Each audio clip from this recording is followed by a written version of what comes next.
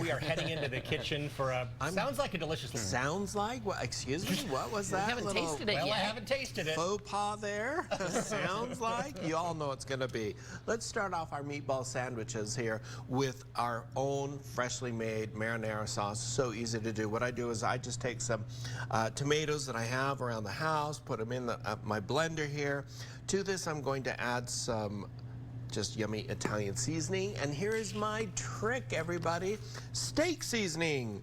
I'm going to add steak seasoning into my marinara sauce because it adds just this dimension of deliciousness that I think is awesome. If you've never tried it, try it. I mean, what have you got to lose? Try it. Some minced up garlic is going to go in there. You can add in really anything else you want. I'm going to add in my onions and put those into there as well. This now goes onto the blender, and voila, I'm going to blend it until it's nice and smooth. And this doesn't take long in these nice blenders. And these are always available. You can find them at Costco or anywhere. So it's a great thing to do. So when you get that all blended up, I have a big pot over here that is ready to go. It is heated up. I've added some olive oil into it, and I want to cook this tomato sauce for just a little bit. Now, the reason for this, they're raw tomatoes. You want to cook them and add some flavor into it. So just scrape that out. You see how nice and smooth that is, and everything's blended up beautifully in there. That's why I love my blend deck. I think it's a great blender. All right, put that in the sink there. This is going to start to simmer up. And while this is doing it, you could actually form the meatballs, of which I'm using a pork and a beef blend here that has been ground. Add in your seasoned salt to it. You can use steak seasoning, which I once again am going to use in here. Shape those into meatballs, and let me show you how easy it is to cook them. I actually shape them, put them on a parchment-lined baking sheet, bake them in a 350-degree oven for about 30 minutes or until they are cooked all the way through. Now these are going to go into our sauce after about 10 minutes and simmer for another 10 minutes in there. And we come back, guys, oh my gosh. This is going to be such a great lunch. You know, I'm really sorry that Lincoln's going to miss it. Not invited anymore. He's got to get his hair cut. I mean, seriously, priorities, Lincoln. Priorities. It already looks great. It's getting a little long. Oh, Thank you, Chef. All right, let's head back into the kitchen for a meatball sub.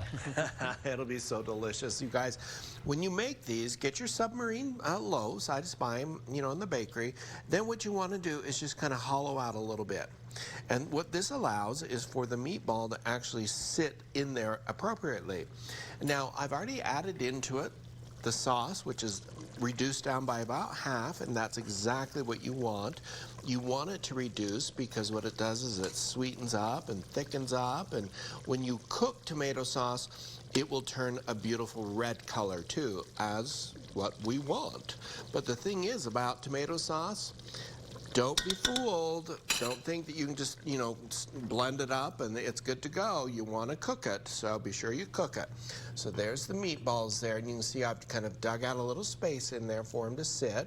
And then what I'm going to do, this is just the, like the spicy pepper jack cheese at Cache Valley cheese. So I'm going to put that on there. You can grate it up, put it on there, whatever you want to do. Add some cheese, your choice, and that's the fun of these sandwiches. Then I have cabbage. I think cabbage is underrated. I want to see you all use cabbage. It's delicious. This just has a seasoned salt that I put onto it. There is no dressing, and so it's very just delicious. All of that moisture you see on there is from the salt in the seasoned salt pulling out the moisture. So that's the fun thing about cabbage. I mean, it has a nice crunch, has a nice texture to it. I think it's a beautiful presentation on the plate.